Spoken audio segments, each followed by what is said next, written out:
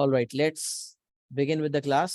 Objective है इंशाल्लाह कि आज we are going to cover simple interest and compound interest along with few examples, and also we are going to sort out what is the actually the difference between the simple interest and compound interest. इन दोनों में जो है proper differences क्या है उसको हम sort out करते हैं इंशाल्लाह। तो थोड़ा सिनेरियो पहले समझ लेते हैं और उसके बाद इंशाल्लाह एग्जांपल देखेंगे। तो इसमें क्या पर्सपेक्टिव हो सकता है इंटरेस्ट के हवाले से, क्या चीज़ है। अब देखें, as far interest is concern, तो इंटरेस्ट हमारे इस्लाम में कॉन्सेप्ट है सूद, कि सूद लेने वाला और सूद देने वाला, सूद के मामलात में इन्वॉल्व होने वाला अल्लाह और उसके रसूल से जंग कर रहा है। ये this is a very very big statement कि जो सूद खाएगा, जो सूद में डीलिंग करेगा, जो इंटरेस्ट कमाएगा, उसका माल घटेगा। अब हमारा द माइंड कहता है कि नहीं यार, इंटरेस्ट आने पे तो हमारा माल बढ़ेगा, लेकिन हकीकत में ऐसा नहीं है, माल हमारा घटेगा। एंड मतलब इसका मतलब क्या होता है, माली परेशानी आ जाती हैं, अलग प्रॉब्लम्स हो जाते हैं। तो ये एक अलग स्टोरी है। दीनी पर्सपेक्टिव से इंटरेस्ट डिफरेंट स्टोरी, राइट। इसमें बाज़ औक़ात जो है वो कुछ लोगों को ये होता है कि यार सर इंटरेस्ट हम क्यों पढ़ें, this is the requirement of the Cambridge syllabus and we have to understand it. And वैसे भी किसी चीज को अगर सोसाइटी से खत्म करना हो तो जब तक उसके बारे में पता ही नहीं होगा तो उसको खत्म कैसे करेंगे। तो कभी कोई ऐसी चीज है जो सीख भी रहे हो तो इस माइंड से सीखेंगे, अगर मुझे पता होगा कि ये इंटरेस्ट क्या है, कैसे वर्क करता है, तो ही तो मैं इसको फिर इरेडिकेट करूंगा, रिमूव करूंगा। So interest in Islam is not allowed at all, but ये कैम्ब्रिज इंटरनेशनल बोर्ड है, वहाँ की जब हम पेपर्स दे रहे हैं तो ये सब चीज़ें हैं हमें अपनी नज़र से गुजारनी है, इन सब के कॉन्सेप्ट हमें कवर करने हैं। And we need to know how this mechanism works. अच्छा, आपको इतना डिटेल्ड मैकेनिज्म नहीं है, बस आसान क्या है कि अगर यहाँ what money borrowing and lending, there two things. अब एक एक है कि आपका दोस्त है, अली है, एक बंदा, आप हैं, आपका दोस्त अली है, आपके पास आया और कहने लगा, जैसे मैं अपना नाम ले लेता हूँ, Sufiyan. And Ali comes to Sufiyan and asks for some money. तो सुफियान ने कहा कि भाई पैसे जो है अगर मैं दूंगा तो तुम मुझे क्या दोगे। सुफियान ने कहा अली से कि अली तुम अगर मुझे पैसे दोगे तो, हालांकि सुफियान को उसूलन करना क्या चाहिए कि अगर वो उसका दोस्त है, चलो भाई एक टाइम पीरियड दे दे, बोला इस दौरान रिटर्न कर लेना। इस्लामी लिहाज से लिखत पढ़त करनी होती है, डॉक्यूमेंटेशन लिखना कि भाई I have given the money on this date, अगला बोले yes I have received, signatures हो जाएं, एक रिटर्न एविडेंस होना चाहिए, दिस इज सुन्ना, right. So we should follow this सुन्ना when we are doing some financial agreements. तो हमें return agreement, if not a detailed agreement, at least एक पेपर पे साइन वगैरह, दस्तखत वगैरह होनी चाहिए, ताकि चीजें बड़ी क्लियर रहे, ताकि कोई भूले ना। हमने जो है ना वो डाउट खत्म कर दिया, ताकि कोई डाउट ना हो फ्यूचर में कि पता नहीं पैसे कितने थे या क्या दिया था। रिटर्न में होगा ना तो टेंशन नहीं होगा। और गवाह भी होने चाहिए एविडेंसेस में, अगर होंगे तो दैट इज परफेक्टली फाइन, गवाह होने चाहिए। अच्छा, अब हम बात क्या कर रहे थे, रिटन एविडेंस जो है वो, अगर लेट सपोज रिटन में कोई चीज हमें होनी चाहिए थी। मैं थोड़ा सा डिस्ट्रैक्ट हो गया, फोन कॉल आ रही थी, I am repeating my self. तो इंटरेस्ट का कॉन्सेप्ट क्या है कि अब अली जो है वो सुफियान के पास आया, सुफियान का भाई क्या दोगे, तो सुफियान को वैसे तो पैसे दे देने चाहिए थे, और अली को कहता भाई अच्छा मुझे इतने टाइम में पैसे वापस कर देना, 1 लाख रुपए लिए तो 1 लाख रुपए वापस कर देना। बट अगर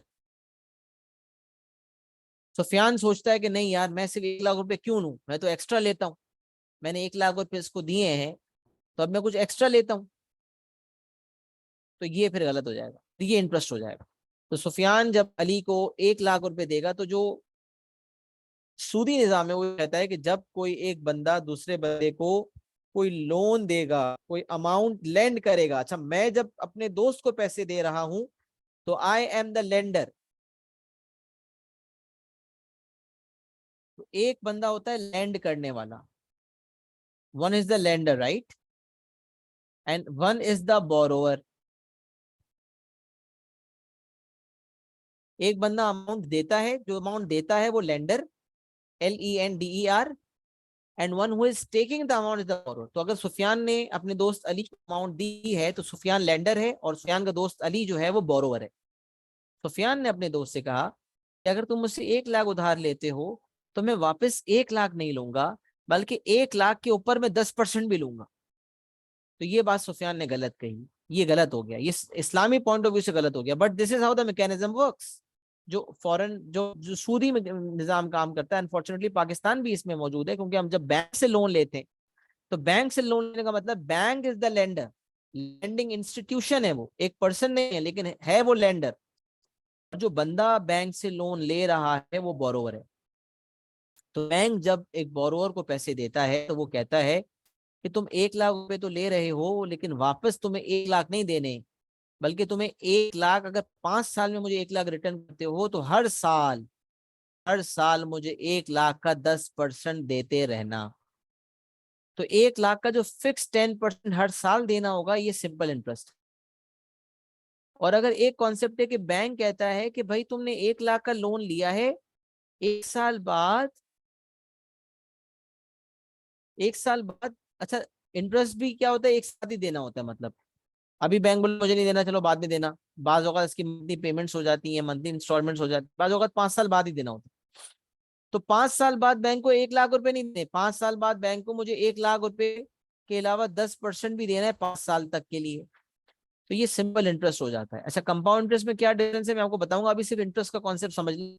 सिंपल इंटरेस्ट ये है कि जो प्रिंसिपल अमाउंट होती है जो लैंड की जाती है या बोरो की जाती है, उस पर एक फिक्स्ड परसेंटेज अप्लाई की जाती है हर साल। चाहे ईयर 1 होगा, चाहे ईयर 2 होगा, चाहे ईयर 3 होगा, चाहे ईयर 4 होगा, एक फिक्स्ड अमाउंट पे इंटरेस्ट लगेगा। और हर साल उसी फिक्स अमाउंट पे इंटरेस्ट लगेगा, वो अमाउंट चेंज नहीं होगी। मतलब the principal amount will not change. तो सिंपल इंटरेस्ट का फॉर्मूला होता है PRT/100, where P is the principal, R is the rate, T is the time in years और मंथ्स और days, and A is the amount. अब सवाल क्या है, जरा समझें। बैंक ने, लेट्स सपोज लेंडर और बोरोवर की एग्जांपल देता हूँ। लेंडर जो है वो बैंक है, और बोरोवर जो है वो एक बंदा है अली। अली बैंक के पास आया, बैंक ने अली को पैसे दे दिए भाई। कितने पैसे दे दिए? $1000 दे दिए, लेट्स सपोज। बैंक ने अली को $1000 दे दिए। अली ने खुशी खुशी ले लिए। बैंक ने कहा भाई तुम मुझे 10% इंटरेस्ट देना। तो $1000 का 10% कितना होता है? $100। तो $100, 10% is per year, per annum कह लें या पर ईयर कह लें। हर साल अली को 10% बैंक को देने होंगे, नहीं देगा तो जमा होते रहेंगे, वरना देने पड़ेंगे। तो 10% 1000 का निकालने $100 बन जाता है। तो जब ईयर 1 खत्म हुआ, 1 साल बाद अली ने बैंक को $100 दिए। ईयर 2 आया, दूसरा साल खत्म हुआ, again Ali will give 10% of 1000 to bank. तो अगर अली ने ये लोन बैंक से 5 years के लिए लिया है, तो 5 सालों में कितना सिंपल इंटरेस्ट अली जो है बैंक को देगा? बैंक अली को कितना सिंपल इंटरेस्ट चार्ज करेगा, या अली को बैंक को कितना सिंपल इंटरेस्ट देना होगा? ये इंटरेस्ट सिंपल इंटरेस्ट इसलिए है कि 10% हमेशा $1000 पर ही लगेगा, जब कंपाउंड इंटरेस्ट में कुछ और मैकेनिज्म होता है। जी बिल्कुल, 50% हो जाएगा, मतलब $100 पर ईयर, और 5 सालों में $500 हो जाएगा, जो कि 50% बनेगा। या 10% को 5 से मल्टीप्लाई कर देंगे। तो यहाँ पर फॉर्मूला सिंपल इंटरेस्ट का कह रहा है principal multiply by rate multiply by time. अच्छा, ये जो आपको 100 नजर आ रहा है ना, ये रेट का 100 है, इसलिए मैंने इसको ब्रेक किया। ये रट्टा फॉर्मूला लगवाया जाता है। सिंपल इंटरेस्ट का फॉर्मूला क्या, बच्चा सुना देता है, PRT/100, PRT/100, PRT/100। तो प्रिंसिपल अलग, R/100, रेट अलग, T यानी कि टाइम अलग। तो PR/100 और T, सही है। प्रिंसिपल अलग हो जाएगा, रेट मतलब रेट की परसेंटेज है, परसेंटेज का साइन आएगा तो अपॉन 100 आ जाएगा, और टाइम। तो अगर इस वाले अरेंजमेंट की बात करें और इस फॉर्मूला को अप्लाई करें तो क्या होगा? प्रिंसिपल क्या होता है ये समझ लीजिए। The amount that was initially given, lended, या the amount that was initially borrowed, या the amount that was initially invested. अच्छा, ये बैंक ने जो अली को अमाउंट दी है ना, बैंक इसको कहेगा इन्वेस्टमेंट। बैंक कहेगा मैंने इन्वेस्टमेंट की है। कहते हैं ना इन्वेस्टमेंट करते हैं तो रिटर्न आता है। तो बैंक इस इंटरेस्ट को अपना अपनी कमाई मानेगा, और बैंक ने जो अली को $1000 दिए हैं, ये बैंक इसको अपनी इन्वेस्टमेंट मानेगा। तो ये $1000 अली के लिए लोन है और बैंक के लिए इन्वेस्टमेंट है, जिसपे उसको 10% पर ईयर रिटर्न मिलेगा। भाई एक तो जेन्युइनली बिजनेस होता है ना, कि भाई बिजनेस करेंगे, उस दो दोस्तों ने पैसे मिलाए, पैसे लगाए, and after that you are going to some return out of that, you are going to earn profit out of that. That is a different thing, that is halal. But if you are talking कि भाई simple bank ने अली को पैसे दे दिए and there are no chances of loss, बस 10% लेना ही लेना है, चाहे अली ने जिस मकसद के लिए लिया था, अली का बिजनेस था, अली ने बिजनेस में पैसे लगाने हैं, अली को लॉस हो प्रॉफिट हो, बैंक को उससे कुछ लेना देना नहीं। बैंक कहेगा मुझे 10% पर ईयर देना, दिस इज इंटरेस्ट। और ये इंटरेस्ट लेना और देना, अल्लाह रसूल से जंग तो है, लेकिन इसकी नेगेटिविटी असरात ये है, मैं थोड़ा इस्लामिक पॉइंट ऑफ व्यू से भी गाइड करता हूँ ना, ताकि आप लोग ये रहनुमाई हो। इसकी नेगेटिव असरात ये कि हमने खुद अपनी आंखों से लोगों को डूबते देखा है। इंटरेस्ट पे गाड़ी ली, गाड़ी की बहुत सारी किस्तें भर दी, 75% गाड़ी की पेमेंट हो गई, बट 25% पेमेंट टाइम आया तो बैंकरप्ट हो गए, पैसे नहीं थे, तो बैंक वालों ने गाड़ी ली। जो 75% पैसे दिए थे, अगर 20 लाख की गाड़ी है, 15 लाख दे चुके हैं, 15 लाख देने के बावजूद वो गाड़ी हाथ से चली जाती। अब सोचो कितना खसारे में चला जाता है इंसान। तो सूद का काम करने से इज्तनाब करना है। अभी हमारा काम पढ़ना है ताकि हमें समझ आ जाए कि ये सूद है क्या। तो बैंक के लिए ये $1000 इन्वेस्टमेंट है, अली के लिए ये $1000 जो है वो लोन है। अली हर साल 10% ऑफ 1000 बैंक को देगा, और बैंक समझेगा कि मुझे 1000 पे 10% रिटर्न मिला। ये 1000 वाली अमाउंट जो बैंक की इन्वेस्टमेंट और अली का लोन है, इसको कहते हैं प्रिंसिपल। क्या कहते हैं? प्रिंसिपल। तो यहाँ लिखा हुआ है अमाउंट इन्वेस्टेड और बोरोड। बैंक ने इन्वेस्ट की है, अली ने बोरो की है। तो अमाउंट इन्वेस्टेड और borrowed is known as the principal amount. What is R? R is the rate in percentage. अच्छा, वो हो सकता है कि it is per annum, per month, per day. Bank Ali को पैसे दे रहा है, कह रहा है भाई मैं तो पर डे के हिसाब से इंटरेस्ट लूंगा, या ये भी कह सकते हैं पर मंथ के हिसाब से इंटरेस्ट लूंगा, ये भी कह सकता है कि पर एनम के हिसाब से इंटरेस्ट लूंगा। Everything is possible. Rate could be per month, per annum और per day. T is the time in years, months और डेज। अब देखिए पीआरटी अपॉन 100 में एक चीज बिल्कुल वाजे समझ लें। अगर आपका रेट पर एनम है तो फिर टाइम जो है आप ईयर्स में लेंगे। पर एनम का मतलब पर ईयर होता है, सही है। एनम का मतलब पर, एनम का मतलब per year. If the rate given by the examiner is per month, then the time will be taken in months. Then the time will be taken in months. If the rate given by the examiner is per day, then the time will be taken in days. तो कहने का मतलब है ये R और जो T है, जो ये R है और ये जो T है, ये सेम, इनका सेम यूनिट होना चाहिए, मतलब इनका सेम लेवल होना चाहिए। अगर रेट पर एनम है तो टाइम ईयर्स में, रेट पर मंथ है तो टाइम मंथ्स में, रेट पर डे है तो टाइम डेज में। इस चीज को अपने दिमाग में बिल्कुल वाजे कर लें। तो अब अगर मैं यहाँ कैलकुलेशन करूं कि अली ने बैंक से लोन लिया था, तो भाई बताओ कितना लोन था। तो principal amount $1000, rate 10%, rate is 10/100। Time, what is the time? Time is 5 years, 5 साल। कब लगाएं?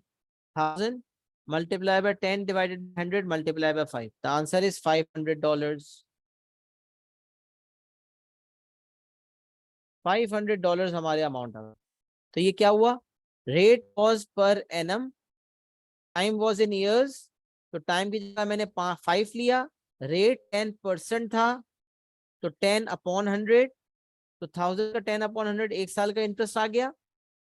5 से मल्टीप्लाई किया, 5 मंथ्स का इंटरेस्ट आ गया, $500। सही है। तो ये हो गया हमारा सिंपल इंटरेस्ट। कंपाउंड इंटरेस्ट क्या है, मैं समझाऊंगा तो आपको बात समझ आएगी, अभी सिर्फ सिंपल इंटरेस्ट समझा रहा हूँ। पहले मुझे बताया इंटरेस्ट मैकेनिज्म समझ में आया? अच्छा, अमाउंट क्या है, अमाउंट क्या है ये भी समझ लें। सिंपल इंटरेस्ट का फॉर्मूला कहता है, सिंपल इंटरेस्ट का फॉर्मूला पहले सिंपल इंटरेस्ट मुझे निकाल के दे देता है, और सिंपल इंटरेस्ट निकालने के बाद अमाउंट निकलती है। अमाउंट क्या चीज है? अमाउंट है principal plus simple interest. Bank ने अली को पैसे दिए थे 5 साल बाद, या बैंक ने अली को पैसे दिए थे तो बैंक के मुताबिक वो इन्वेस्टमेंट थी, वो इन्वेस्टमेंट थी $1000। 5 साल बाद वो इन्वेस्टमेंट बढ़कर कितनी हो चुकी? तो वो जो रिवाइज अमाउंट है जो बैंक को अब मिलने वाली है 5 साल बाद, वो बैंक के लिए अमाउंट है। तो अमाउंट के लिए प्रिंसिपल प्लस सिंपल इंटरेस्ट, मतलब जो ओरिजिनल प्रिंसिपल था, जो अमाउंट पैसे बैंक ने दिए थे वो, और जो उस पर इंटरेस्ट अर्न किया वो, उन दोनों को कर देंगे ऐड। तो इस हिसाब से अमाउंट मेरी हो जाएगी principal which is $1000 plus simple interest which is 500। यहां से जो मेरा आंसर आ जाएगा that is $1500। Amount is going to be $1500। तो आप समझ लीजिए, amount is basically the principal plus simple interest. तो in this example that I have given, it is going to be $1500। Principal क्या है? वो अमाउंट जो इन्वेस्ट या बोरो की गई, इस एग्जांपल में जो बैंक ने पैसे इन्वेस्ट किए, जो अली ने बोरो किए। रेट परसेंटेज में होता है, जिसकी वजह से फॉर्मूला में 100 आता है। जो PRT अपॉन 100 याद करते हैं या हमने सुना हुआ होता है, उसकी वजह होती है कि अपॉन 100 रेट का 100 होता है। रेट पर एनम है, पर मंथ है या पर डे है, अकॉर्डिंगली टाइम भी ईयर्स में, मंथ्स में या डेज में होगा। और अमाउंट निकालने के लिए जो यहाँ से सिंपल इंटरेस्ट आया था इस फॉर्मूला के तहत, वो प्रिंसिपल में जब ऐड हो जाएगा तो हमें अमाउंट मिल जाएगी। मुझे बताएं, क्या हमें simple interest, principal, rate, time, amount, ये सब लफ्ज समझ आ गए हैं? इंटरेस्ट का कॉन्सेप्ट समझ आ गया है? थोड़ा मुझे बताएं तो फिर मैं एग्जाम्पल नंबर 1 आपके सामने सॉल्व करता हूँ। I want acknowledgement from everyone, right? I was very very very clear I guess, और मैं बहुत बेसिक से चीजों को कवर किया, सही है, एक एग्जाम्पल से जो प्रैक्टिकली आप लिंक भी कर सकते हैं। अगर कोई सवाल हो, कोई कंफ्यूजन हो, तो यू कैन ऑलवेज आस्क। अच्छा, एग्जाम्पल नंबर 1 देखते हैं। Mister A invest $1000 in a bank. अच्छा, अब एक पर्सपेक्टिव क्या है कि बैंक के पास आप लोन लेने गए, इन्वेस्टमेंट की थी। और एक और पर्सपेक्टिव है कि आपके पास बहुत स्पेयर पैसे आ गए, भाई बहुत पैसे आ गए, समझ में नहीं आ रहा क्या करूं। आपने कहा कि यार मेरे पास तो पैसे बहुत ज्यादा हैं, मुल्क के हालात है नहीं, किसी बंदे को दो तो वो पैसे खा जाता है, तो इससे बेहतर मैं बिजनेस नहीं करता, मैं बैंक को पैसे देता हूँ और मैं इंटरेस्ट लेता हूँ। Again, Islamic point of view से a big no, no, big no. नहीं भाई नहीं, ऐसा नहीं करना। इस्लाम कहता है बिजनेस को प्रमोट करो, सोसाइटी में पैसा लगाओ, नहीं मिलता कोई ट्रस्टवर्दी बंदा ढूंढो, बिजनेस करो। नहीं कर सकते, पैसे अपने पास रखो, बैंक को इंटरेस्ट पे देने की कोई जरूरत नहीं है। आजकल एक कॉन्सेप्ट अब आ गया इस्लामिक बैंकिंग का, जो कि प्रॉफिट देता है। इसमें कुछ उलमा का नाम फेवर में है, कुछ उलमा का नाम फेवर में नहीं है। इसमें दिल है इंसान का अपना, जो माने तो वो है, लेकिन वो प्रॉफिट होता है विच वेरीज। इंटरेस्ट तो बहुत ज्यादा होता है, 15%, 20%, 20% से ऊपर चला गया, लेकिन प्रॉफिट की परसेंटेज 2, 4, 5% होती है। और वो बैंक प्रॉफिट देता है क्योंकि वो इन्वेस्टमेंट हलाल प्रोडक्ट्स में करता है। फिर वो आगे भी किसी को हलाल प्रोडक्ट्स में इन्वेस्टमेंट करवाता है, वो अलग सिलसिला होता है। बिजनेस भी, बैंक भी बिजनेसेस में इन्वेस्ट करता है। तो वो इस्लामिक पॉइंट ऑफ व्यू से कुछ उलमा कराम कहते हैं इट्स परफेक्टली फाइन, कुछ कहते हैं नहीं भाई ये सही नहीं है, तो आपने ऐसा करना ही नहीं, तो वो एक अलग बात है। लेकिन जो कन्वेंशनल बैंकिंग है, एक इस्लामिक बैंकिंग है, वो डिफरेंट है। एक कन्वेंशनल बैंकिंग है, इंटरेस्ट पे ऑपरेट करिए, वो तो बिल्कुल गलत है। उसमें तो 100% उलमा कराम कह रहे हैं कि इट्स रॉन्ग, और वही अल्लाह रसूल से जंग है।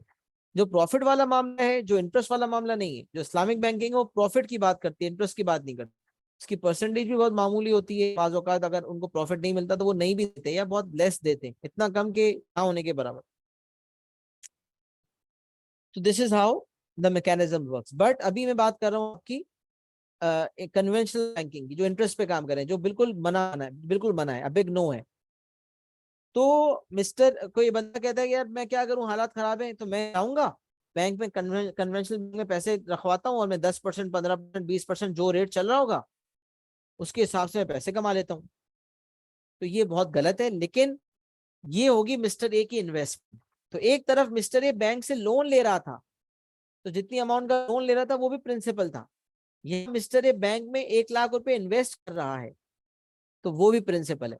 तो यहाँ सवाल example number 1, mister A invest $100,000 in a bank at simple interest of 10% per annum. Find the amount he has in his bank account at the end of 5 years. अब मिस्टर ए ने बैंक में एक account खुलवाया और bank के उस account में $1 लाख रखवाए, और बैंक ने ये कमिटमेंट की कि मैं आपको 10% पर एनम सिंपल इंटरेस्ट दूंगा। अब हर साल गुजरता गया, मिस्टर ए के अकाउंट में पैसे बढ़ते चले गए, और इंसान को धोखा शैतानी ये है कि अमाउंट बढ़ती है, जबकि दरअसल इस्लामिक पॉइंट ऑफ व्यू से अमाउंट घटती है, क्योंकि जिंदगी में दूसरे मसाइल शुरू हो जाते हैं। लेकिन खैर, अभी हम मैथ्स पॉइंट ऑफ व्यू से बात करें तो find the amount he has in his bank account eight the end of 5 years। 5 साल बाद कितनी अमाउंट होगी? तो सबसे पहले आप बोलेंगे सिंपल इंटरेस्ट तो निकालूं यार। आपने कहा simple interest is principal,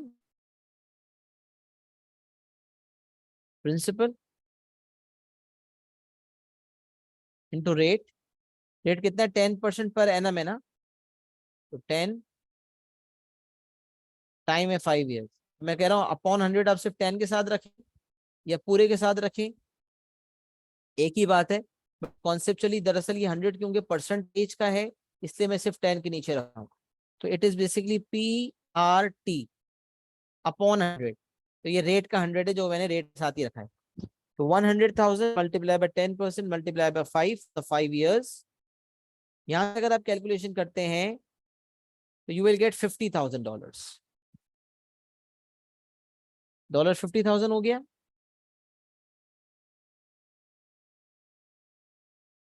amount he has in his bank account eight the end of 5 years। तो अमाउंट के लिए प्रिंसिपल जो है उसमें सिंपल इंटरेस्ट को ऐड करना होता है, तो 100,000 50,000 which makes it $150,000। ये आपकी अमाउंट हो गई।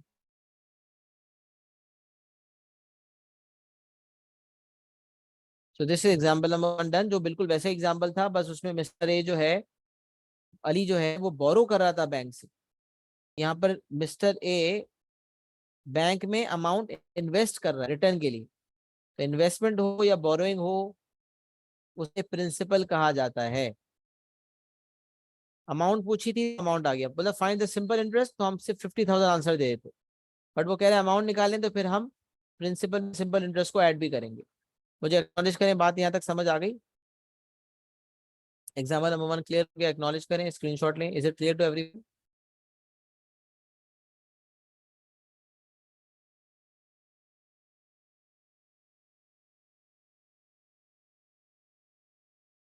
सही है। अब आ जाते हैं एग्जाम्पल नंबर 2 पे।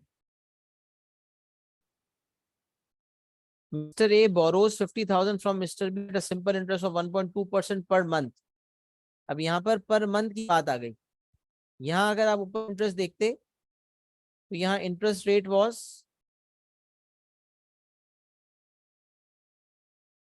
10% पर एनम। यहाँ पर क्या है? 1.2% पर मंथ। वहां पर एनम था, यहाँ पर मंथ है। तो मैंने आपको उसका डिफरेंस बताया था कि अगर रेट पर मंथ है तो time will also be in months. Time will also be in months. Mr. A borrows $50,000 from Mr. B at a simple interest of 1.2% per month. Find the total amount he has to pay at the end of 3 years. तो यहाँ भी amount निकालनी है, but amount निकालने से पहले मुझे निकालना पड़ेगा सिंपल इंटरेस्ट। तो सिंपल इंटरेस्ट क्या हो गया? Principal 50,000, rate is 1.2%, 1.2 divided by 100, and time will also be in months, ये याद रखें, क्योंकि आपका रेट पर मंथ है, लिहाजा जो आपका टाइम है ना वो आपका मंथ्स में होना चाहिए। यहाँ तो आपका जो टाइम है वो आपको ईयर्स में दिया हुआ है, तो आप ईयर्स से मंथ्स में कन्वर्ट करना पड़ेगा। तो can someone tell me how many months are there all together in 3 years?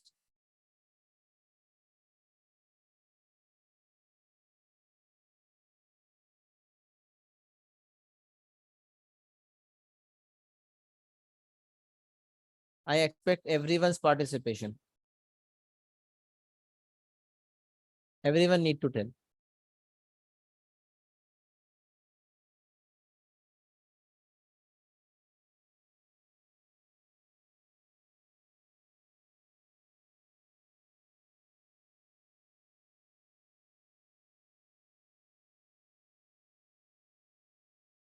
In 1 year there are 12 months, right? So all together 3 सालों में कितने मंथ्स हो जाएंगे? तो आंसर आ जाएगा 12 multiply by 3 which means 36 months. तो यहाँ पर मैं 36 मंथ्स लूंगा। 50,000 multiply by 1.2 upon 100 multiply bye 36। अब यहाँ से आप अमाउंट से निकाल लें। 50,000 divide by multiply by 1.2 divided by 100 multiply by 36 and you will get $21,600.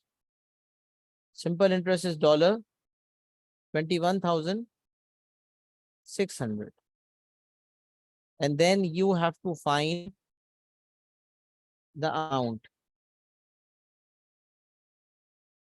amount निकालनी है आपको। तो अमाउंट हो जाएगा आपका principal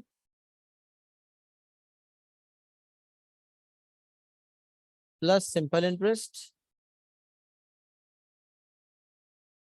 which makes it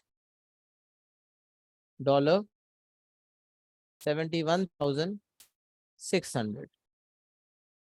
So this is going to be your amount. बिल्कुल सही है, ये आपका फाइनल आंसर होगा। सही है, तो मिलते जुलते थे, बस थोड़ा फर्क ये था पर एनम था और नीचे पर मंथ था। बाकी सवाल बिल्कुल क्लियर था।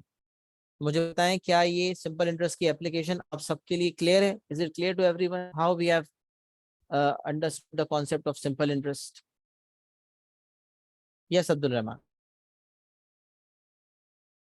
I guess you raised your hand. You want to ask something?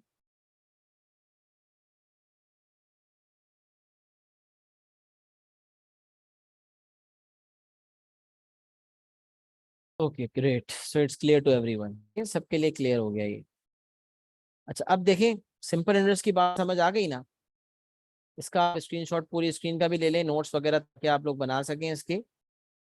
अच्छी तरह से नोट्स वगैरह बना लीजिएगा, स्क्रीनशॉट ले लें फिलहाल। Okay, it was by mistake. Okay, noted.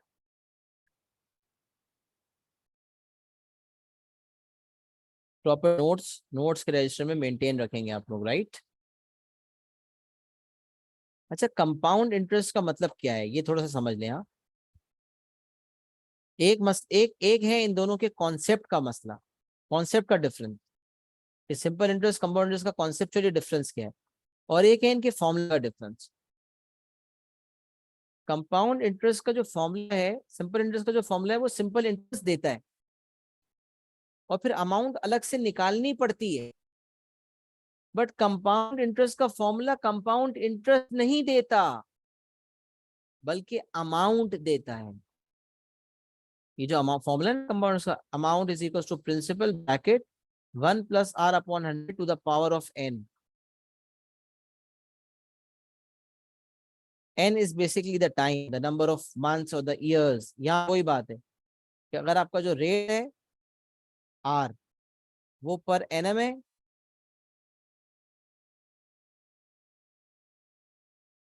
या वो पर ईयर है, पर मंथ है, या वो पर डे है, तो अकॉर्डिंगली अगर रेट आपका पर एनम है तो एन आपका ईयर्स में होगा, जैसे मैंने सिंपल इंटरेस्ट में बताया था, एग्जैक्टली वही है। पर मंथ है तो आपका एन पर मंथ होगा, कंपाउंडेड एनुअली है तो एन नंबर ऑफ ईयर्स होंगे, कंपाउंडेड मंथली है तो नंबर ऑफ मंथ्स आपका एन होगा, कंपाउंडेड डेली है तो नंबर ऑफ डेज आपका एन होगा। यही वाली बात जो मैंने यहाँ कही थी, T is the time, right. जैसे टी है वैसे यहाँ एन है, कहीं कहीं आपको टी लिखा हुआ भी नजर आएगा, बट हमारा ओ लेवल मैथ्स का जो सिलेबस है उसमें यहाँ पर एन ही लिखा हुआ है। तो P 1 + R/100 principal multiplied by 1 + R/100 to the power of n। तो simple interest formula gives us simple interest and then we have to add simple interest to principal to give us amount. But compound interest का formula compound interest नहीं देता, बल्कि directly बहुत सालों बाद की amount दे देता है, जो मुझे सिंपल इंटरेस्ट के केस में खुद से निकालनी पड़ती है ना। कंपाउंड इंटरेस्ट का फॉर्मूला वही बहुत सालों बाद की अमाउंट दे देता है। तो लेट सपोज 1 लाख की अमाउंट लगाई थी और 2 साल बाद 1,20,000 की हो गई है, तो कोई आपसे पूछे भाई कंपाउंड इंटरेस्ट बताओ, पहले आपने अमाउंट के फॉर्मूले से 1,20,000 निकाला, तो 1,20,000 और 1 लाख में जो डिफरेंस है वो आपका कंपाउंड इंटरेस्ट होगा। सिंपल इंटरेस्ट में सिंपल इंटरेस्ट पहले निकलता है, अमाउंट बाद में निकलती है। कंपाउंड इंटरेस्ट में अमाउंट पहले निकलती है, फिर अमाउंट में से प्रिंसिपल माइनस हो जाता है तो कंपाउंड का पता चलता है।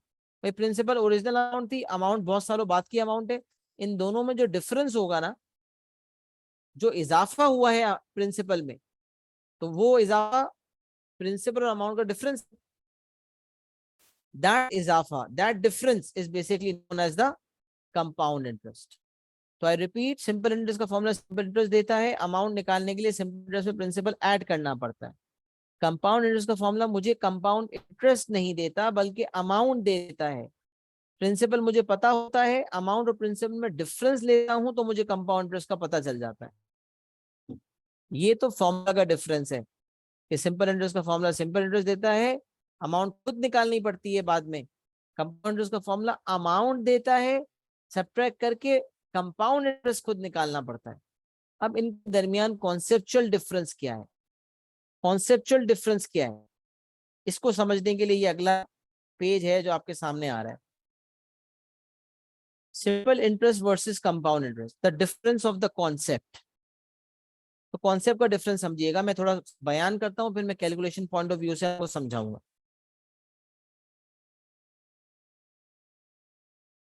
सिंपल इंटरेस्ट का मैकेनिज्म ये कहता है, सिंपल इंटरेस्ट का मैकेनिज्म कहता है कि भाई अगर एक बंदे ने 1 लाख रुपए इन्वेस्ट किए हैं और 10% का इंटरेस्ट है, बल्कि मैं इस एग्जाम्पल के थ्रू करवाता हूँ। Mister A invest $100,000 in a bank for 5 years। Plan 1 है भाई 10% simple interest per annum, plan 2 है 10% कंपाउंड इंटरेस्ट पर एनम। अब मिस्टर ए बैंक कहता है कौन सा प्लान चूज करना चाहते हो। तो याद रखें सिंपल इंटरेस्ट में जो परसेंटेज है ना, वो हमेशा फिक्स प्रिंसिपल पर अप्लाई होती है और वो फिक्स प्रिंसिपल भी चेंज नहीं होता। 10% हमेशा फिक्स प्रिंसिपल पे अप्लाई होगी। कंपाउंड इंटरेस्ट का सिनेरियो पता है क्या करता है? कंपाउंड का सिनेरियो कहता है भाई पहले साल 10% 1 लाख पे निकाला, कितना इंटरेस्ट हो गया? 10,000। सिंपल इंटरेस्ट कहता है बेशक 10,000 इंटरेस्ट कमा चुके हो, अगले साल इंटरेस्ट निकालने के लिए पिछले साल का 10,000 काउंट नहीं होगा, जो ओरिजिनल प्रिंसिपल 1 लाख है उसी पे 10% लगेगा। कंपाउंड इंटरेस्ट कहता है नहीं भाई नहीं, ऐसे नहीं चलेगा। कंपाउंड इंटरेस्ट क्या कहता है, जब 1 साल मुकम्मल हो गया ना, तो मिस्टर ए को बोला जाएगा कि अब तुम्हारे अकाउंट में $1 लाख जो तुमने लगाए थे वो हैं, साथ साथ 1 साल में जो तुमने $10,000 का इंटरेस्ट कमा लिया वो भी तो है। तो इसका मतलब अब तुम्हारे अकाउंट में $1,10,000 है। तो जब सेकेंड ईयर इंटरेस्ट की कैलकुलेशन होगी तो वो 100,000 पे नहीं होगी, बल्कि 110,000 के 10% होगी कैलकुलेशन। तो 1,10,000 का 10% निकाला जाए तो 11,000। तो समझ लें कि प्रिंसिपल में इंटरेस्ट को ऐड करके प्रिंसिपल अमाउंट रिवाइज हो गई, नई प्रिंसिपल अमाउंट बढ़ गई। उस बढ़ी हुई अमाउंट पे 10% लगाया तो इंटरेस्ट ऑटोमेटिकली ज्यादा आया। तो कंपाउंड इंटरेस्ट में जो पिछले सालों में इंटरेस्ट कमाया होता है, उस इंटरेस्ट वाली अमाउंट पे भी मजीद परसेंटेज लगकर उस पे भी इंटरेस्ट मिलता है। या बैंक अकाउंट डॉलर थोड़ी पड़े हुए, बल्कि $10,000 भी हैं, तो $1,00,000 का 10% तो मिलेगा ही मिलेगा। दस 10,000, बल्कि जो 10,000 थे डॉलर, उसका भी 10% मिलेगा, यानी कि 1,000 यहाँ से, 10,000 यहाँ से मिला के मिलेंगे 11,000। जो कि यहाँ से पता चल रहा है कि अगर रिवाइज प्रिंसिपल 1,10,000 हो चुका है तो उस पर 10% लगाएंगे तो अमाउंट आ जाएगी 11,000। तो यही बात मैंने ऊपर लिखी हुई थी कि कंपाउंड इंटरेस्ट में the principal amount is revised each year. यही बात ऊपर लिखी हुई थी, कंपाउंड इंटरेस्ट में अमाउंट हर साल क्या हो जाती है, रिवाइज हो जाती है। सही है। अब यहाँ देखते हैं, मिस्टर ए इन्वेस्ट $100,000 बैंक। दो प्लान हैं। पार्ट नंबर ए कह रहा है find the amount mister A's bank at the end of 5 years if he chooses plan 1। तो प्लान 1 तो सिंपल इंटरेस्ट है। याद रखें, कंपाउंड इंटरेस्ट की कैलकुलेशन के लिए कंपाउंड इंटरेस्ट का फॉर्मूला लगाएंगे, लेकिन वो कंपाउंड इंटरेस्ट नहीं देगा, अमाउंट देगा। उसमें से मुझे प्रिंसिपल को माइनस करना पड़ेगा, तो जाके मुझे जो है कंपाउंड इंटरेस्ट का पता चलेगा। बट यहाँ पार्ट नंबर ए में और पार्ट नंबर बी में हमसे डायरेक्टली अमाउंट पूछी है। तो पार्ट नंबर ए में जब अमाउंट पूछी, प्लान 1 की बात हो रही है और प्लान 1 सिंपल इंटरेस्ट पे बेस करता है, तो अमाउंट निकालने के लिए पहले सिंपल इंटरेस्ट निकलेगा। इंटरेस्ट निकलने के बाद, सिंपल इंटरेस्ट निकलने के बाद अमाउंट निकलेगी। तो हमने कहा चले भाई सिंपल इंटरेस्ट निकालते हैं। तो simple interest is equals to principal principal multiply by rate multiply by time. यहां से हमने देखा, ये हमने पहले भी देखा था कि हमारे पास $50,000 आ गए। सही है। तो सिंपल इंटरेस्ट हमारा हो गया $50,000। अच्छा, अब आगे क्या करें, अमाउंट निकालनी थी। तो अमाउंट हो गई $100,000 प्लस $50,000। तो the final amount Mr. A's bank at the end of 5 years will be 1,50,000। ये हो गया प्लान ए। प्लान बी में क्या कह रहा है, प्लान 2 से 10% कंपाउंड इंटरेस्ट पर एनम। अब जो मैंने कॉन्सेप्ट सिखाया है ना कि हर साल इंटरेस्ट पे भी इंटरेस्ट मिलता है कंपाउंड इंटरेस्ट में, इसके मुताबिक तो आपके जहन में पिक्चर आ गई होगी कि अगर सिंपल इंटरेस्ट के मुताबिक ही उसके बैंक में $1,50,000 हैं, तो अगर कंपाउंड इंटरेस्ट वाला प्लान चूज करता है तो उसके उस और परसेंटेज सेम ही है। वैसे यूजुअली जब एग्जाम में सवाल आता है ना, तो वो कहता है किस प्लान के थ्रू ज्यादा अमाउंट होगी, तो सिंपल इंटरेस्ट की परसेंटेज ज्यादा होती है, कंपाउंड इंटरेस्ट की परसेंटेज कम होती है। क्योंकि अगर परसेंटेज होगी तो फिर तो वाजे है ना कि कंपाउंड इंटरेस्ट वाला जो प्लान है वो ज्यादा कमा के देगा, ज्यादा इंटरेस्ट देगा। हमारे लिए तो है, लेकिन लोगों के लिए तो कमाई है ना, इसलिए मैं कमाई के लफ्ज यूज कर रहा हूँ कि वो ज्यादा इंटरेस्ट अर्न कर देगा। तो परसेंटेज सेम होने में तो क्लियर कट डिसीजन है, plan 2 will give more amount than plan 1। But let's suppose if the percentage was 9.7% or 9.8% or some other percentage of compound interest, तो फिर मुझे फैसला करने में फैसला नहीं करता, फिर मुझे कैलकुलेशन करना मैंडेटरी होती। बहरहाल अभी तो हम सीख रहे हैं तो हमें कैलकुलेशन करनी है। तो एक मेथड जो अमाउंट निकालने का है वो तो शॉर्टकट है, जो मैंने आपको ऊपर फॉर्मूला सिखाया। Amount is equal to principal 1 plus R/100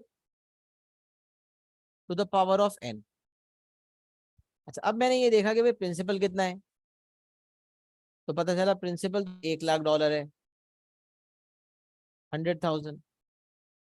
1 plus R/100, what is the rate, rate 10% है, दिस इज 10% पर एनम, क्योंकि यहाँ भी पर एनम लिखा हुआ है, यहाँ भी पर एनम लिखा हुआ है। तो पर एनम का मतलब ये है कि टाइम भी हम ईयर्स में ही लेंगे और यहाँ है भी ईयर्स में। यहाँ तो कुछ कन्वर्जन का मसला है ही नहीं। 1 + 10/100 टू द पावर ऑफ 5। अब आप कैलकुलेटर उठाए और आंसर दें, तो यहाँ से डायरेक्ट आपके पास अमाउंट आ जाएगी। तो 100,000, ब्रैकेट खोलें, 1 + 10/100, 5। From here the amount that you are going to get is, देखें सब बताएं, कैलकुलेट करके बताएं क्या अमाउंट आ रही है, ताकि आप, मैं देखूं कि आप कैलकुलेटर अपने पास रखे हुए हैं, कैलकुलेशन कर रहे हैं या नहीं कर रहे हैं। जैसे टाइप करें क्या अमाउंट आ रही है।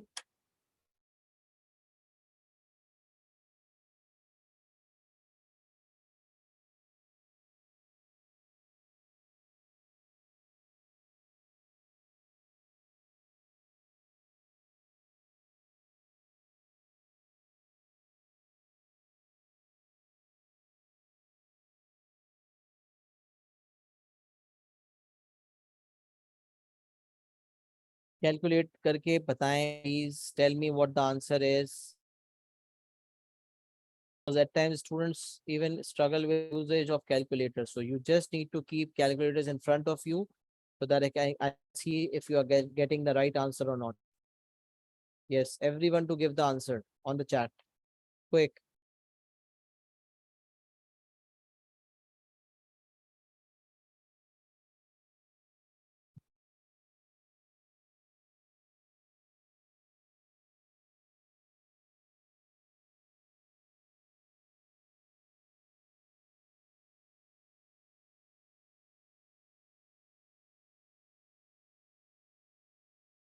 Very good. So answer is $161,051. $161,051. Right? So amount is this much dollars. तो हमसे पूछा तो यही गया हुआ था कि अमाउंट बताओ, तो मैंने अमाउंट का आंसर दे दिया था। यही पार्ट ए का आंसर था। देखिए मैंने कहा था ना, पार्ट बी में आंसर अमाउंट ज्यादा होगी, क्योंकि इंटरेस्ट पे भी इंटरेस्ट मिला होगा, तो अल्टीमेट आंसर ज्यादा मिलेगा। लेकिन अगर सपोज कोई मुझसे पूछता, पार्ट नंबर ए में तो मुझे सिंपल इंटरेस्ट पता चला था, उसकी बेसिस पर मैंने ऐड करके अमाउंट निकाली थी। पार्ट बी में तो डायरेक्ट अमाउंट ही पता चली और पूछी भी अमाउंट ही गई थी। तो सवाल ये पैदा होता है कि अगर मुझे कोई कहता कि बताओ प्लान 2 में कंपाउंड इंटरेस्ट कितना मिला है, तो आपने कहा यार 1 लाख अमाउंट रखवाई गई थी या इन्वेस्ट की गई थी, और अब नाउ द अमाउंट इज 161,051। तो we just need to subtract 161,051 minus 100,000. The compound interest that I am going to get is $61,051. This is going to be my compound interest. $61,051. $61,051 will be the compound interest. अच्छा, ये जो है formula का कमाल था कि formula ने फटाफट अमाउंट निकाल के दे दी, और अमाउंट निकालने के बाद मैंने डिफरेंस लेने के बाद कंपाउंड इंटरेस्ट दे दिया। अब इस कंपाउंड इंटरेस्ट का ये शॉर्टकट वर्किंग थी, बट इसकी एक लॉन्ग वर्किंग भी होती है, लॉन्ग मेथड भी होता है कंपाउंड इंटरेस्ट निकालने का। तो जब शॉर्टकट पता चल गया है तो लॉन्ग मेथड की तरफ क्यों जाऊं, ताकि मैकेनिज्म समझ आए कि कंपाउंड इंटरेस्ट में किस तरह इंटरेस्ट पर भी इंटरेस्ट मिलता है। तो मैं, कभी ऐसा हो कि आपको कुछ इस तरह का काम करना पड़े, तो फिर आपको मुश्किल नहीं होगी। इसलिए conceptually, to understand the concept, मैं लिख रहा हूं फॉर कॉन्सेप्ट क्लैरिफिकेशन, या for strengthening of the concepts, clarification. To clear the concept, I am using this long method. वो क्या है आइए देखते हैं। जब पहला साल शुरू हुआ year 1, in the year 1 how much compound interest will be received by mister A. तो ईयर 1 में मिस्टर ए ने $1,00,000 इन्वेस्ट किए थे, 100,000।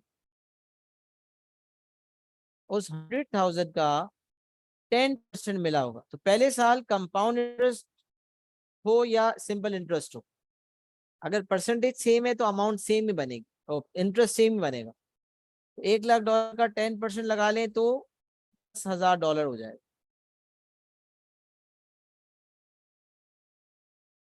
$10,000 आ जाएगा यहाँ से। अच्छा, A2 की बात करते हैं। $1,00,000 का 10%, अब A2 आ गया।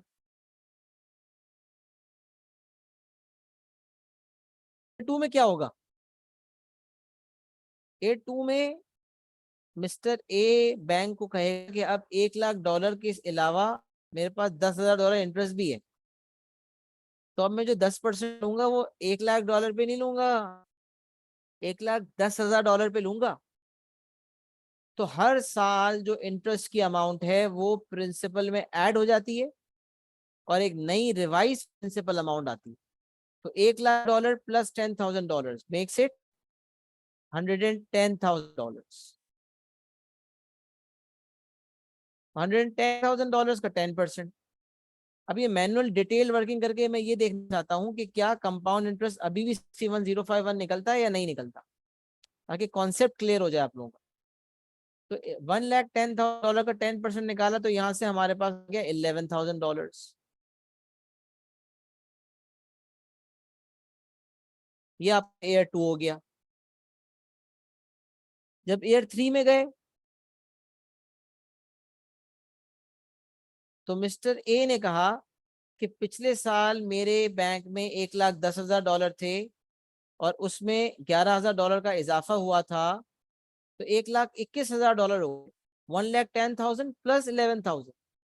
So the amount in his bank account will now be again updated. तो ईयर 3 के इंटरेस्ट की कैलकुलेशन के लिए 110,000 प्लस 11,000 मेक्स इट 121,000। तो 121,000 का 10% कैलकुलेट होगा।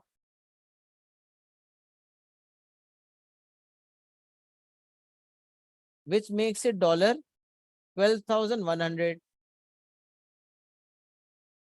फिर हम आ गए ईयर 4 पे। ईयर 4 में क्या होगा बताएं? 121,000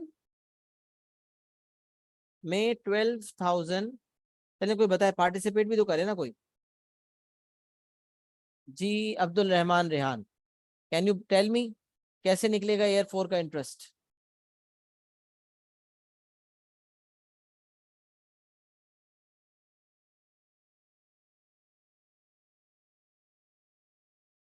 माइक खोल के बता दें।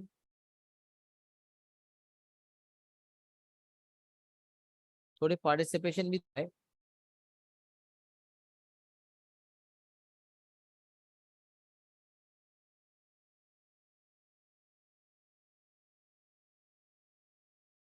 जी, अमीर Aslam, would you want participate? Sir, 121,000 plus 12,100, very good. जो कि होगा 133,200.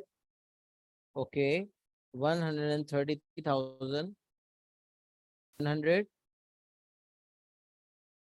एंड इस पे अगेन 10%।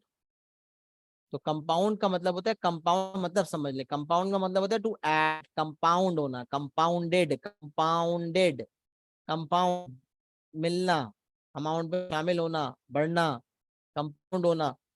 तो 121,000 में 12,100 कंपाउंड हो गया।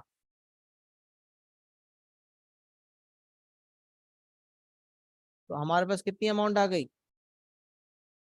133,100 का 10% लगा लेंगे, विल गेट 13,310। ये ईयर 4 हो गया। अब ईयर 5 पे जब जाएंगे तो 133 100 में 13310 ऐड करेंगे. So now the next year the revised principal is going to be 146. Principal amount is getting revised, right? So 146 4110 multiply by 10%. 10% means 10 upon 100. यहां से हमारे पास इंटरेस्ट आ गया $14641. अब कोई मुझे बोलता है टोटल बताओ कितना आ रहा है कंपाउंड इंटरेस्ट.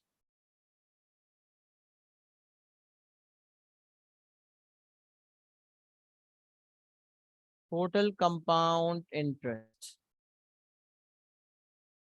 तो मैं क्या करूंगा, 1 2 3 4 5 पांचों सालों का. पहले साल मुझे कंपाउंड इंटरेस्ट मिला 10,000, सेकेंड ईयर मिला 11,000, थर्ड ईयर मिला 121,100 मतलब 12,100, थर्ड ईयर 13,310, फोर्थ ईयर में, फिफ्थ ईयर में 14,641. Now just add all.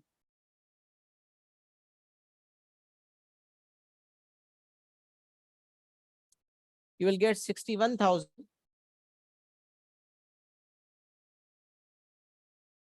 61,051.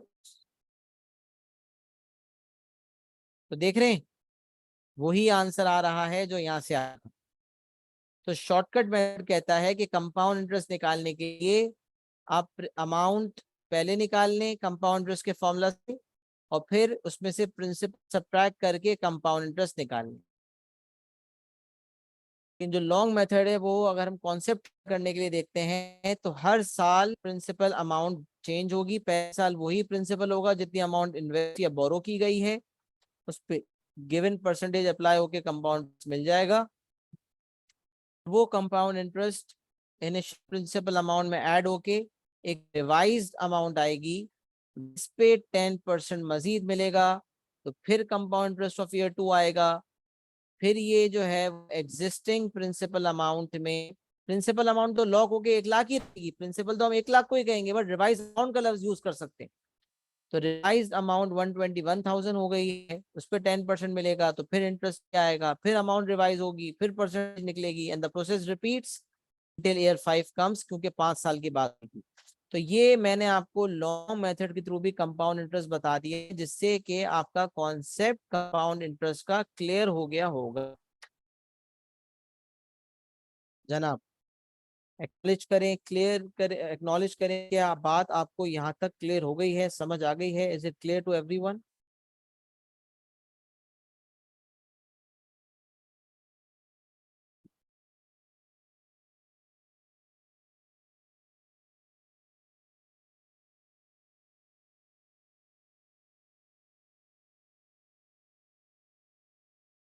चलिए स्क्रीनशॉट भी ले लें इसका.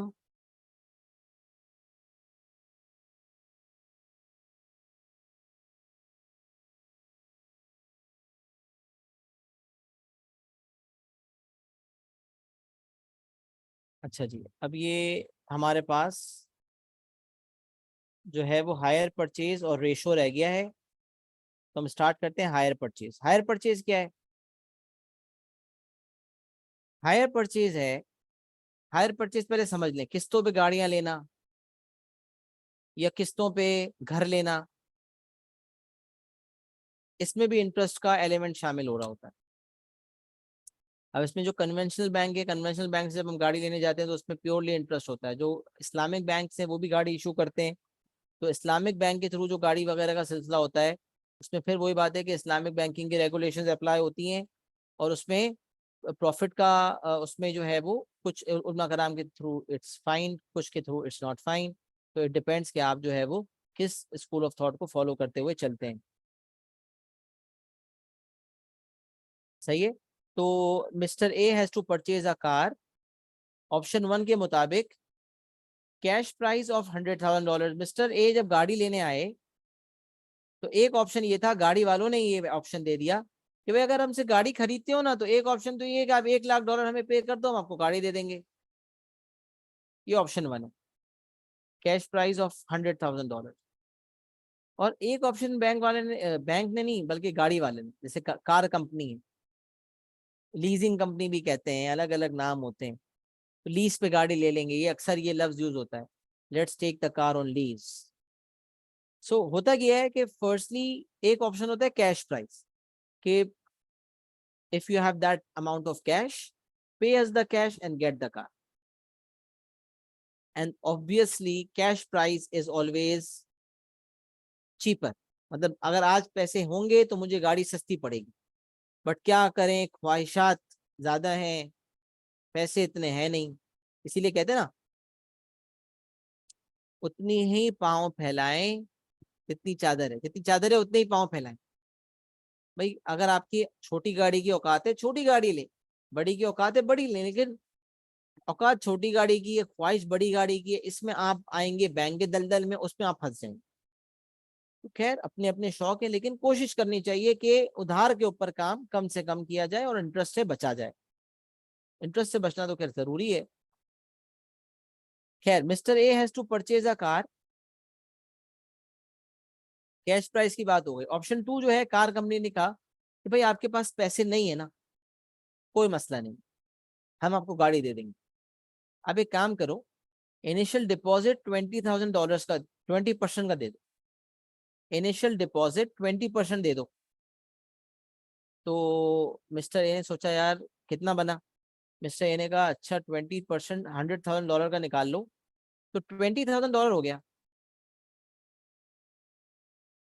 तो कार कंपनी ने कहा बिल्कुल सही समझे आप, आपने $20,000 आज देने। मिस्टर ए ने पूछा सर बाकी $80,000 का क्या होगा। तो कार कंपनी ने कहा बाकी $80,000 को आप उधार समझ लें, और वो $80,000 हम सूद समेत वापस लेंगे। 80,000 सिर्फ नहीं लेंगे, but along with the 80,000 we are going to charge you interest as well.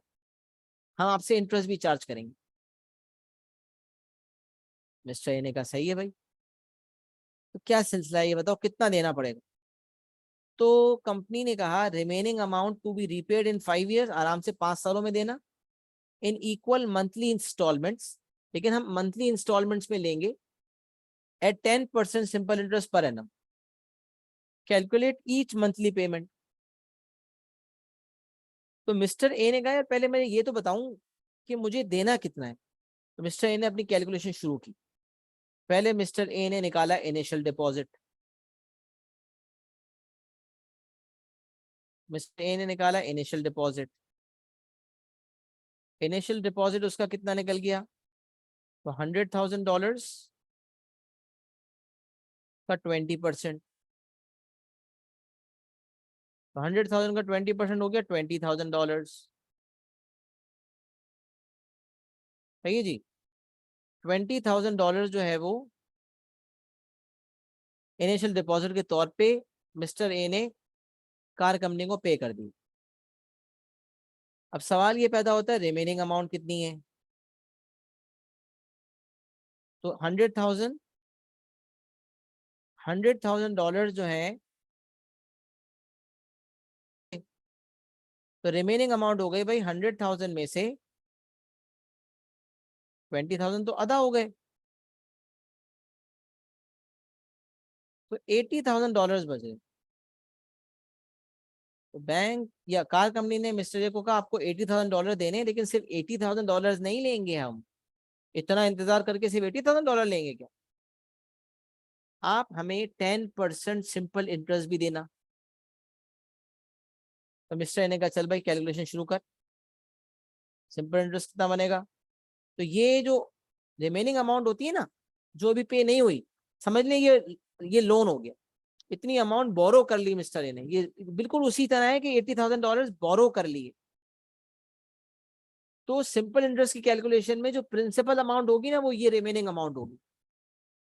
$1,00,000 की गाड़ी लेने पर $20,000 दिए, तो $80,000 इजाफे का एडिशनल $80,000 का बेनिफिट लिया।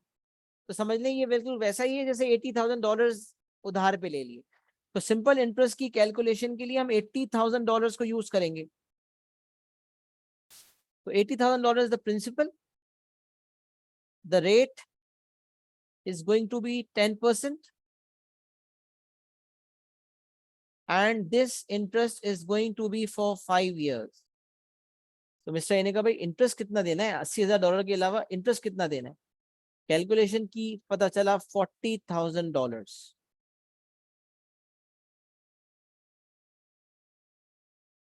तो मिस्टर ए ने कहा अच्छा, $80,000 जो बचे थे वो भी देने हैं, साथ साथ उस पे $40,000 का इंटरेस्ट भी देना है। तो अमाउंट टू बी रीपेड कितनी हो गई भाई? अमाउंट कितनी हो गई जितनी रीपे करनी होगी? तो 80,000 प्लस 40,000, 80,000 प्लस 40,000, ये बन गया 120,000। तो मिस्टर ए ने कहा अच्छा, कंपनी को कहा अच्छा, इसका मतलब मुझे टोटल $1,20,000 देने। $20,000 मैंने आपको आज दे दिए, 80,000 उधार हो गया, और 80,000 उधार पे 40,000 इंटरेस्ट चार्ज हो गया, $1,20,000 मजीद देने। तो मिस्टर मुझे $20,000 भी देने हैं आज, और 5 सालों बाद $1,20,000 भी देने हैं, कुल मिला के मुझे $1,40,000 देने पड़ेंगे। तो $1,00,000 की गाड़ी पे मुझे $1,40,000 देने पड़ेंगे। तो इजाफी जो $40,000 देने पड़ेंगे, ये इजाफी वही है जो इंटरेस्ट था। इजाफा तो इंटरेस्ट की वजह से ही है ना। How much additional does mister A has to pay? अगर आपसे पूछ ले कोई, तो आपने सीधा सीधा बता देना है कि जितना सिंपल इंटरेस्ट है वही एडिशनल अमाउंट होगी। बाकी तो 80,000 ही वापस किए हैं, एडिशनल अमाउंट तो वही बनी है जो सिंपल इंटरेस्ट बना था। 1,00,000 की गाड़ी $1,40,000 की पड़ गई। तो मिस्टर ने कहा अच्छा, इसका मतलब मुझे 5 सालों बाद आपको $1,20,000 देने रिमेनिंग। तो कार कंपनी ने कहा इतने मजे नहीं आ रहे बेटा कि 5 साल तक कुछ ना दो, बल्कि तुम हर मंथ का हिसाब करना। Every month you have to pay us. तो अगर आज डील हुई है तो 1 मंथ बाद आप एक किस्त दोगे, हर मंथ आप किस्त दोगे। तो $1,20,000 एक साथ नहीं देने 5 साल बाद, बल्कि इसको मंथली पेमेंट्स में देना है, और 5 सालों में रीपे करना in equal monthly installments. Equal monthly installments, और है 5 इयर्स।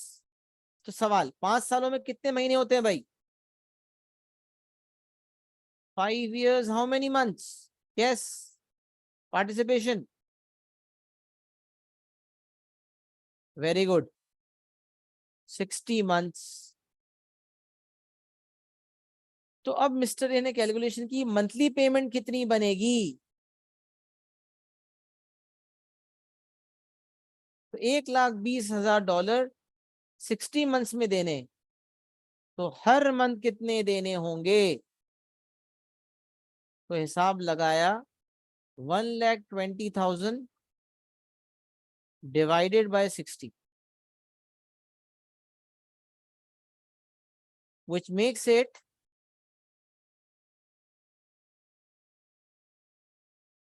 $2,000 per month. तो मंथ पेमेंट लिख दिया, तो पर मंथ लिखने की जरूरत नहीं है। The monthly payment is $2,000. So Mr. A has to pay $2,000 every month to the car company. सही है। तो हायर परचेज का कॉन्सेप्ट ये है कि जब कोई बंदा डाउन पेमेंट, इनिशियल डिपॉजिट को डाउन पेमेंट भी कहते हैं, याद रखें। Initial deposit is also known as down payment. कभी कुछ परचेज करने जाएं तो बोले मेरे पास पैसे नहीं है, मुझे चाहिए, तो बोलेंगे अच्छा भाई डाउन पेमेंट कितनी करोगे, मतलब इनिशियल अमाउंट अभी कितनी जमा कराओगे। तो इस डाउन पेमेंट के अलावा फिर रिमेनिंग अमाउंट में इंटरेस्ट ऐड होके फिर टोटल अमाउंट जो पे करनी होती है वो आ जाती है, नंबर ऑफ मंथ से डिवाइड होके मंथली पेमेंट आ जाती है। This is how the mechanism works. Acknowledge करें, is it clear to everyone?